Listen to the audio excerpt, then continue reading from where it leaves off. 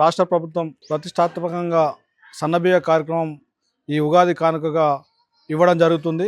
ఏదైతే మన ముఖ్యమంత్రి గారు హామీ ఇచ్చిండో సన్నబియ్యం ఇస్తానని పేద ప్రజలకు, అది మాట నిలబెట్టుకొని ఉగాది నుంచి స్టార్ట్ చేయడం జరిగింది. ఇది ఈ బీజేపీ బీఆర్ఎస్ వాళ్ళు ఎక్కడ విమర్శిస్తున్నారు, మేమే ఇస్తున్నామని. మరి ఈ దేశంలోని 90% బీజేపీ పాలిస్తున్న రాష్ట్రాలు ఉన్నాయి. మరి అక్కడ ఏమైందయ్యా మీ పాలన? మరి అక్కడెందుకు ఇవ్వట్లేదు ఈ సన్నబియ్యము?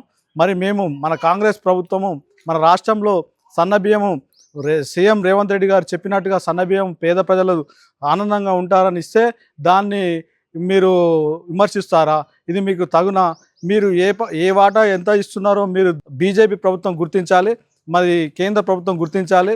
మన రాష్ట్రంలోని 91 లక్ష రేషన్ కార్డులు ఉంటే మన రాష్ట్ర ప్రభుత్వం 51 లక్ష రేషన్ కార్డులు రాష్ట్ర ప్రభుత్వమే భరిస్తుంది. మరి ఇది మీకు తెలియదా? మీరు విమర్శిస్తే మరి ప్రతి విమర్శిస్తే కూడా మా కాంగ్రెస్ ద్వారా దగ్గర ఉంటుంది.